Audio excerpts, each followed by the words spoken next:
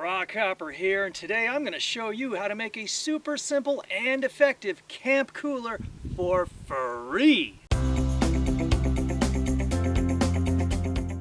But first off, let me say that this works best when the nights are getting down anywhere from about 30 degrees to 50 degrees. All you need to get started is a simple cardboard box like you get at the grocery store. You want to put your box in the shadow area of your car or underneath your car in the shadows and right against the ground. This will help the box stay cool. And you put your food inside like your milk, yogurt, oranges, potatoes, whatever you have. Put them in here, and then once you've got them all in there, take something insulative. I like down because down is super insulative. This is my down vest, and I put it over the top of the box, and then close your box up,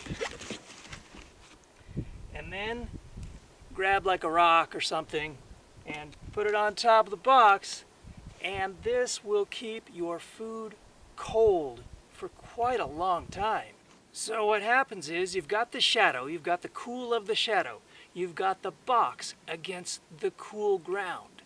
Then you've got your insulation on top to hold the cold air down and keep everything cold inside the box. I've been out here in the southern Arizona desert and the food is still fresh. That milk is still good.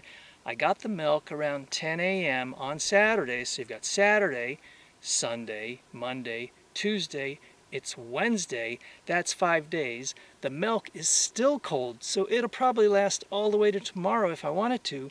6 days of freshness in that little cooler box I just showed you. And one of the best things about this cooler box, it's free and it's disposable. When you're done with it, you can just rip it up and use it to start your campfire. So it's been getting close to 80, in the upper 70s every day out here.